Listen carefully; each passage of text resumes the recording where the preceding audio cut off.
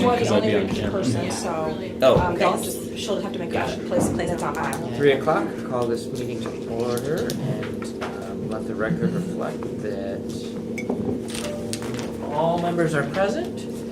Because I am the only person here, I will give you a gavel. Okay, and I would move the minutes from December 11th, 2023. And I will make a motion to move those minutes. No, or play. I'll move them. He has to move them. I'm placing Yes. the minutes on file. Yes. And then, but you can say all those in favor. All those in favor? Aye. Then you can pass the gavel back. Thank Back to you. There Very we go. good. All right, so.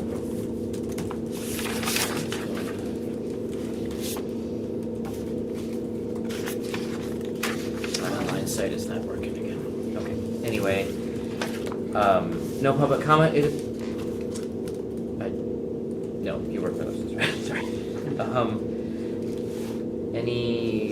Okay, first item of business is the resolution for workers' comp settlement claim 2062876-01143. Who's handling that one? Lisa, could you just do real quick for the committee, just a brief, like, what we do with workers' comp settlements, so that our two new members, if they aren't aware, know? Yes, absolutely. So workers' compensation settlements are where we have a third-party administrator that handles many of our workers' comp cases. They recommend to us, based on medical records and, the overall expenses of a case, various settlement amounts. So workers' comp settlements come through the Ways and Means Committee. You are provided a redacted memo kind of describing what the amount is. The redactions that you have are to protect the claimant's personal medical information and the identifying information. Peter, was that the explanation you were looking for? Yep, yeah, just so folks understood why this was blacked out and what we'll take here, yeah.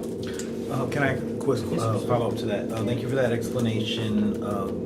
So are we the ones who are making the determination whether we're, I guess, liable before it goes to that third party, or? The third-party administrator is the one who handles the claims. You ultimately are the body that approves a settlement. So the settlements come to OCA. They are recommended by the mayor to you, and we obviously put forward the ones that we would recommend and at the amounts that we recommend a settlement take place. So you are either approving the recommended settlement or not. Okay, but your OCA has looked at it. And We have okay. we review the files in depth. We frequently, I believe quarterly, meet with our third-party administrator. There are some workers' comp cases that we handle in-house in conjunction with them, but we are incredibly familiar with all of the facts and wouldn't be recommending a settlement to you unless we thought it was an appropriate course of action. Thank you. That's what I wanted to make sure of. Thank you so much. Thank you, Chairman.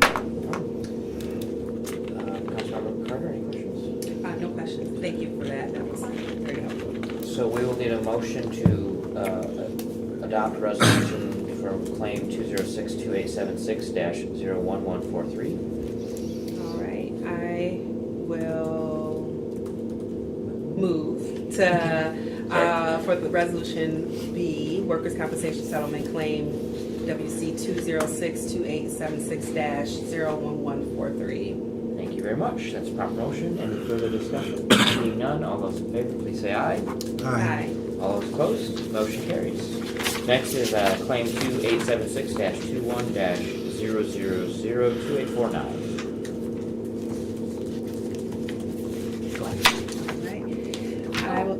Yeah, I'm sorry. Go ahead. I guess I don't, typically we have the 5 questions. Do you need those answered even for the last one? They were never my questions, so what were they? They were Carol's questions. Yeah, they were relating to whether the claimant has returned to work, were they offered another job, does it apply towards duty disability, can they collect retirement, or do they have any other claims in front of the city? I don't know to what extent you want me to answer those questions. If you can answer them all now, go for it. For this first resolution or the second? The first one. Okay. Yeah, sorry. So the first resolution I do want to address, it is a bit unique. This council did previously pass a resolution that resolved and settled the claim. After that time that the council last year approved the claim, a new medical lien came in that we needed to take into account. And so we are recommending a new settlement amount, which is the amount that's noted in your resolution, the $80,000. So for this one, the claimant will not return to work. They are on duty disability retirement. They were not offered another job in another department. The claimant is unable to work after the incident. This would qualify for duty disability. The claimant also is an age and service retirement, and it's a complete and full redemption, so it addresses all possible claims and forever indemnifies the city from any further liability relating to this. And I would add, we don't usually bring those questions up on the floor. Right. Council. At council, yeah. Okay, thank you, Lisa. Item B, or item C rather, a proper motion's been made, so we'll have, Lisa, would you like to address the questions? On item C? Yes, please. Absolutely. The claimant will not return to work. They were not offered another job. This does not apply towards duty disability. They are not yet at the time when they can collect retirement. This is a full and complete redemption for the city. Thank you. Any further questions? Okay. All those in favor, please say aye. Aye. All opposed, please say nay. Motion carries. Thank you very much, Lisa. Next item is the grant acceptance for the Revitalization and Placemaking Grant Amendment Number 1. I believe we have Jake here for that. Hello, it's a pleasure to speak before the committee. Thank you for inviting me here. Previously, we were awarded this revitalization and placemaking grant in the amount of $6,694,375. Recently, they have amended that grant award to provide us with an additional $1 million. We have gone back and forth with the state, finalizing the grant agreement and all the exciting details behind that. And so now we're ready to send it to you to accept the grant amendment as proposed. This will fund, with the additional $1 million, a combination of 4 different projects. So, Capital Area Housing Partnership, we have their Walter French project, converting a junior high school to 76 apartments. With Downtown Lansing Incorporated, we have their Makata Club, which I don't know if I'm pronouncing right or wrong, but they're, to my knowledge, improving the Knapp building to add 6 restaurants and bring people downtown.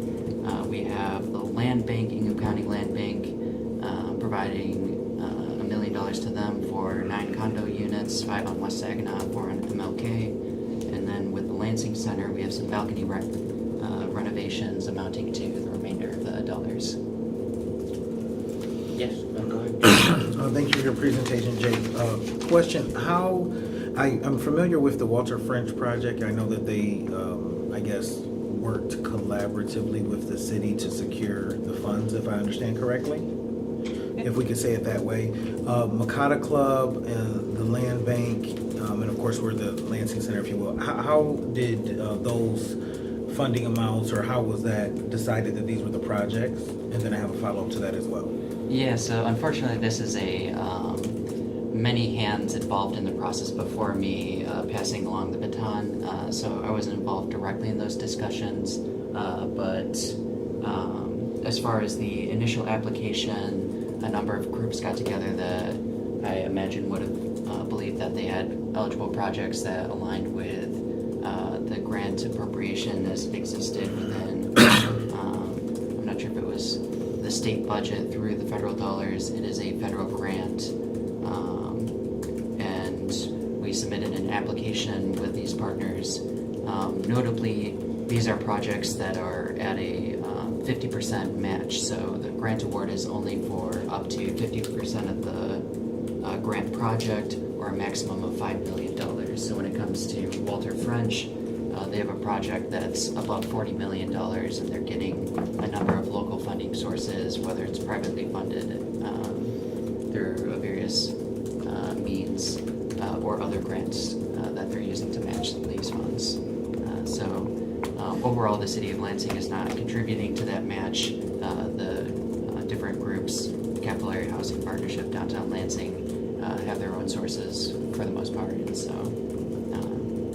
yeah. Sorry, I'm not sure if that answered your question or if I got a little sidetracked in my. No, I understand what you're saying and I appreciate the explanation. It just was, if you could find out kind of how those came about, if you weren't involved, just so we're aware, so there's no, Yeah. question, or we just understand, like, we got, it looks like about 8 million, or almost, well, 7.6 million, and then these were, kind of how it came into fruition. And then also, I'm really excited about several of these different projects, but I'm not familiar with what, I guess, the eligible activities are. Is that something, of course, I would think with Walter French, that the revitalization would be like rehab and those kind of things, because of course it was a historic building. For example, the Makata Club, is that going to the is that like, I know they've had different programs. What is that program that they have where the businesses are in the Equipment. Middle Village? So is that 1.5 million to help those businesses inside of the Makata Club, or the Makata Club, maybe build out whatever they need in the facility type of Yeah. thing? So, My understanding is it's for the build out of these renovations. The grant pays for, and I provided the grant application form that basically copies the language from the grant agreement itself and some of the rules behind the program, and that this pays for promoting health and safety and addressing impacts on business by investing in capital expenditure projects that result in neighborhood features such as occupied buildings and active public spaces that promote health and safety through revitalization and repurposing of vacant, underutilized, blighted, or historic buildings, and investment in place-based infrastructure. The overall program, revitalization and placemaking, intended to really do both those things, revitalize an area and set a sense of place and activity. so it doesn't go to the actual, I guess, incubator businesses or the equipment, capital purchase and things that they need? It would go towards the renovations of the project itself, creating the, yeah, and it's on a reimbursement basis. Okay, so then that basically, because it says DLI, but they're kind of the nonprofit, so it would really go to the business owner who owns the building? Yeah, so it's going through the feds, through MEDC to us, to DLI, to, It's like that helmet Can I- shuffle, kind of. Yeah, well, I can speak to this a little bit, and I'm not involved in, I guess, the selection process, but I've been involved in the grant agreement between, like, drafting that sub-grant agreement with the people that actually will get the money. And I'll just say that it's really, the revitalization and placemaking grant program is very much focused on physical capital improvements. It doesn't go towards soft costs like employment or programming expenses. There's a very, very limited amount for that's permissible to be reimbursed. So almost all of it is to target, physical infrastructure improvement or capital improvement, physical capital. So for example, if there's a few different restaurants and let's say they make a unique product and they need a certain type of oven that's commercial, does it purchase like those type of ovens for them, and then as they grow, from what I understand, the project is to help them get their own space? Is that something that goes with the business owner? Or is it just kind of like the building is suited, whoever owns the property, and then that fixture's there, so as the businesses go forward, they have to continue to seek funding and do things as they expand? That's kind of what, questions have been as far as that project. I don't know that I can answer the question about who gets to keep the stove or who bought the stove. Okay. But I know that,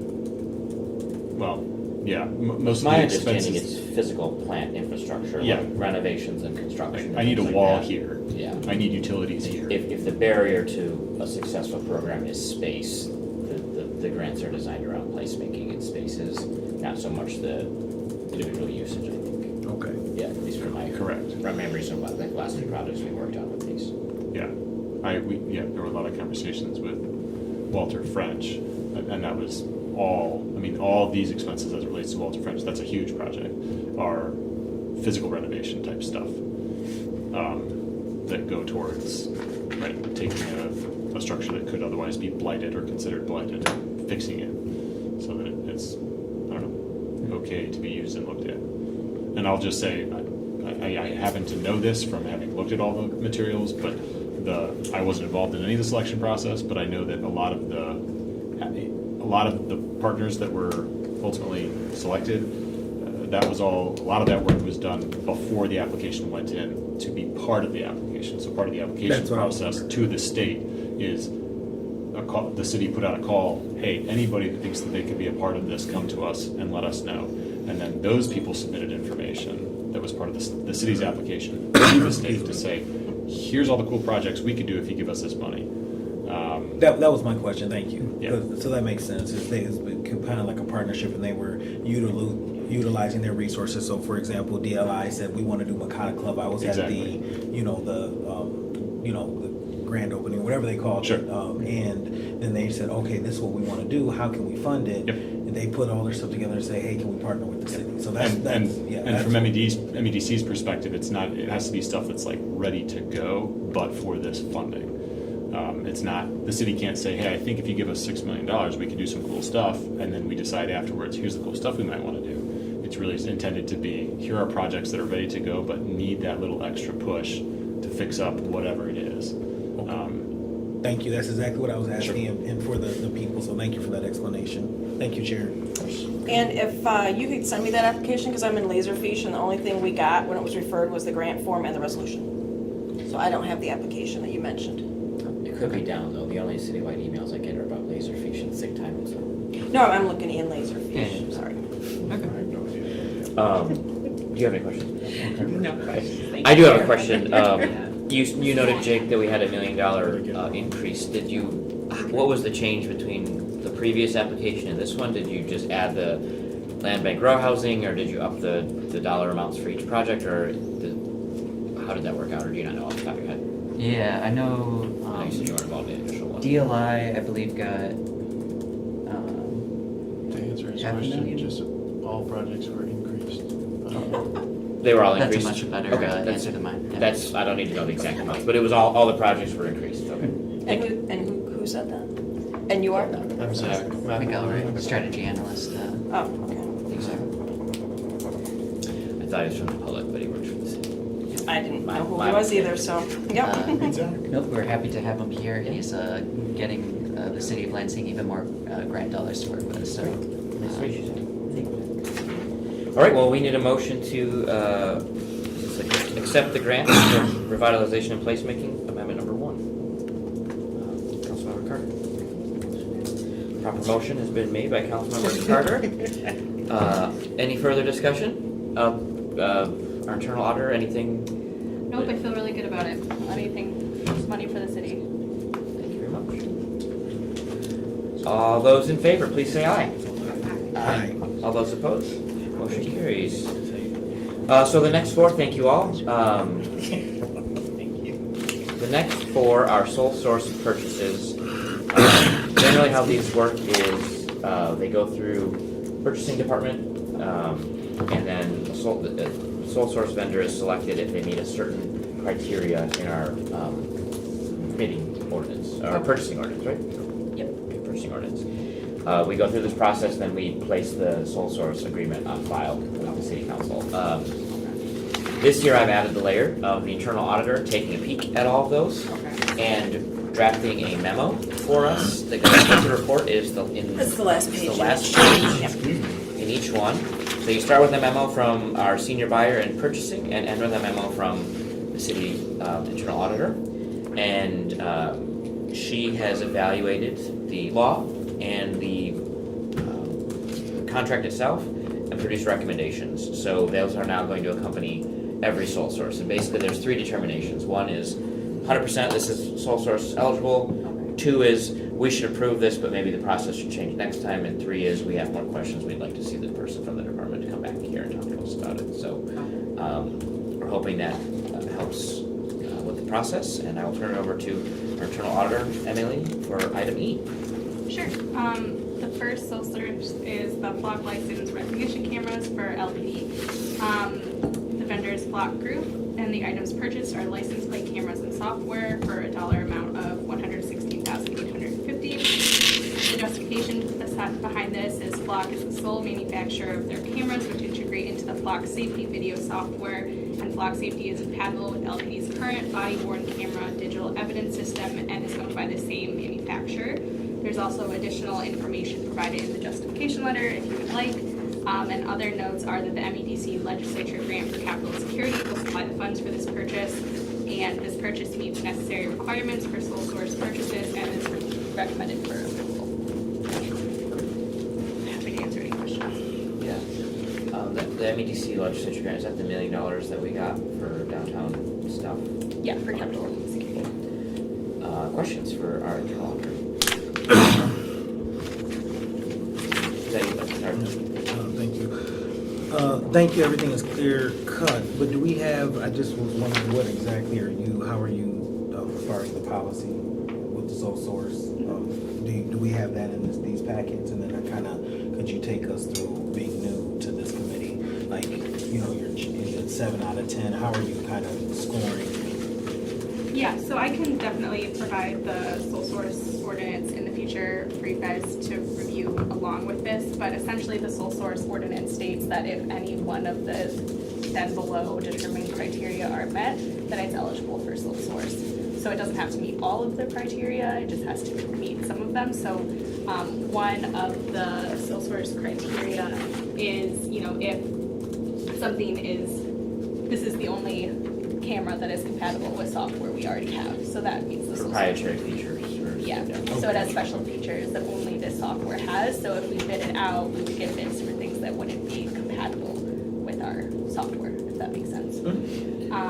But Lisa, do you I have honestly did have the sole source ordinance in all of the memos, but it was a full page, and I Yeah, thought it was so- too long, and then I cut it out, but I'll definitely get it for you, so you can look at And it. maybe Lisa can pull it up. 206.05. Would you mind reading the criteria that may be Sure. applied?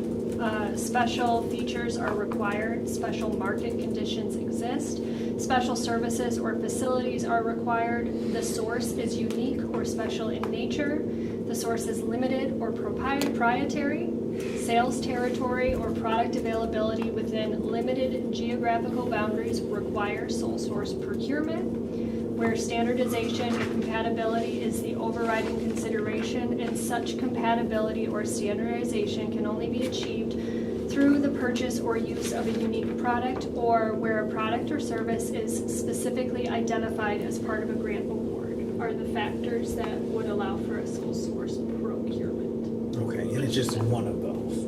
It would only have to meet one, a certain sole source could meet more than one, but it would only need to meet one. Okay, thank you so much. No. I need a motion to place this on file, please. I will make a motion. Very good. Been moved by Councilmember Carter. Any further discussion? All those in favor, please say aye. Aye. All opposed, please say nay.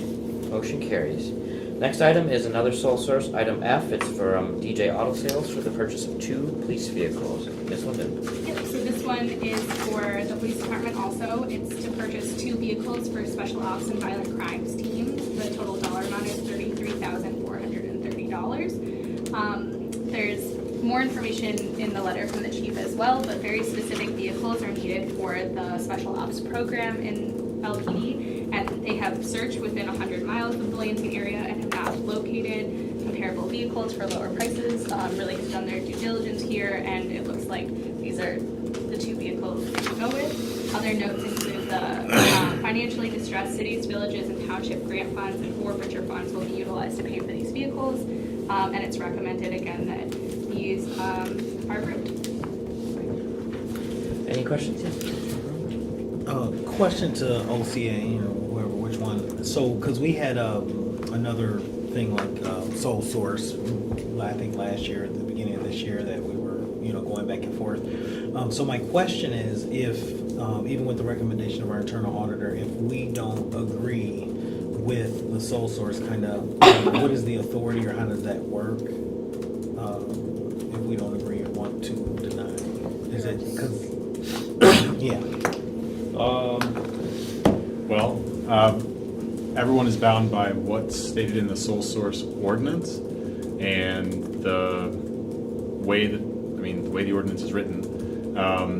The obligation, if the process is followed, the obligation of the administration is to notify council. It gets received the memo and the explanation of the process, and then that kind of ends it.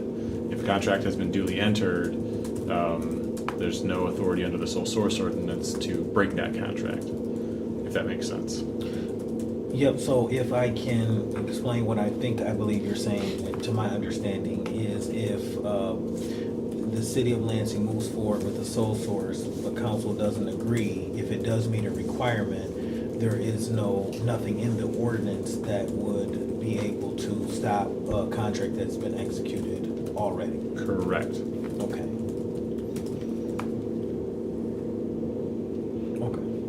Who would be, for example, if the city or the administration, whoever it is, believes that it does meet the sole source, but let's say I have a different interpretation of it, and that's where the disagreement is. How does that work? I can't really answer that without, that's going to be a very specific determination that's made.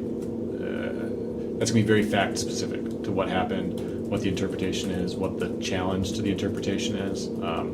If somebody, for example, if the police say, this is the only person that makes this, and then you think that, no, somebody else makes the same thing. I can't really answer that. I don't think any of us could answer that without knowing the specifics of that circumstance. But generally speaking, if the process is followed, because that's what the ordinance sets forth, is the process to be followed. As long as the process is followed, then there's still not really if you disagree after the fact, that doesn't open a new avenue of action. I don't know if that answers it adequately. I don't know how to say it differently at this point. Thank you, I appreciate it. Yeah. I understand what you're saying, thank you. Yeah, and if you want more, this is not the best forum to answer hypothetical situations, so if you want more discussion, please let us know. Thank We'll be you. happy to dive into it. Thank you so much. Sure. Thank you, Chair. Of course. Is there a motion to place item F on file? I make a motion to place item F on file. Thank you, Councilman Carter. Any further discussion? Seeing no discussion, all those in favor, please say aye. Aye. All opposed, please say nay. Nay, motion, or, no, I did not say nay. Motion carries. Item G is a sole source purchase from the Public Service Department for Kennedy Industries Incorporated as a vendor for the Flight Vertical Dry Pit Sewage Pump. It's always fun when we can talk about sewage, so go ahead, Emily. Always fun. So, as the chair said, this is for the wastewater treatment plant for Kennedy Industries for a vertical dry pit pump in the amount of $88,950. Kennedy Industry is exclusively authorized for sales, maintenance, repair, and service distribution of these products in Lower Michigan.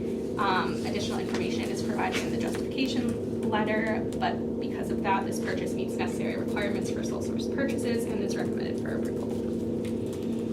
Questions from our folks? Councilor Brown? Thank you all for your patience today. Emily, I guess if you are our checks and balance, what would be, are you, like, when you go through this and say it meets the requirement, is it based on the information that we're receiving, or is there additional research? How do we confirm on our side that, that this person is the only? Yeah, so I'm back checking. Okay.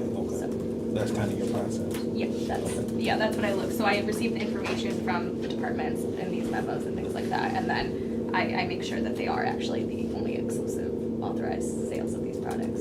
So. And then have they been, I know it's, this is a new process, have they been cooperative, whatever departments or groups that you're working with within the city, if you do have additional questions? Yes, so far everyone's been cooperative. Okay, thank you.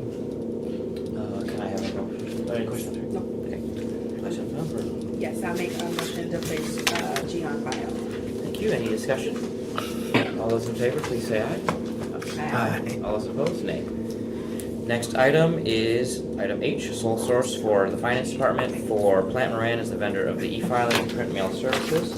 Emily, one more time. So this is for the finance department for Plant Moran 6055, 6056 reporting assistance in the dollar amount of $17,300 The justification given by the department is that Plant Moran has specialized knowledge and expertise regarding the city's payroll and finance system based on their history in assisting the city with file in prior years' forms. Notes of clarification due to errors in the memo that were clarified by the department are that the contract effective date should be December 1st, 2023 to April 30th, 2024. And then we did also clarify that although the contract date is December 1st, work has not yet started. The filing deadline should also reflect that it's March 1st, 2024. Due to the timing of this and the fact that it probably does make sense for the city to work with Plant Moran, it's recommended that should be approved, but in the future, finance should provide this with this memo to us earlier, so there's more time for review, and also should provide more justification as technically, because they did it in the past, they have expertise. There are other organizations and companies that do this, so that's not, at least in my opinion, necessarily falls under the ordinance. That being said, I still do recommend it for approval. So, based on what you're saying is, there are other, accounting groups, but because we really do work with them, of course, it's not a bad thing to have them do the service, because they do have knowledge of what's been happening over the last few years when they've been our audit organization. Right, they do have specialized knowledge because they have done it in the past. That being said, if council thinks it's best practice to bid or not bid is up to them. And then also, like I said, we are really against a time crunch with this one here because it does have to be done by March, which is again why finance in the future, when we've talked to Desiree about it, and they will work with us to get stuff sooner in the future. So. Yes, we're good. If you wanted to add anything, please feel free. And they're not our auditors, so it's an auditing firm, but they don't do our audit. They just do this part. Probably the last 3 years or so have done this for us, but they're not currently. That's right, it's manner. Right. Yeah, thank you. Thank you for the clarification and for the people. But no, totally agree. So you think this is who we need to go with? I support it in that case. No questions? Okay, we need a motion to place it on file. So I make a motion to place on file. So, Item H. proper motion, item H. All those in favor, please say aye. Aye. All opposed, please say nay. Other items, Jeffrey? Oh, sorry, just by habit.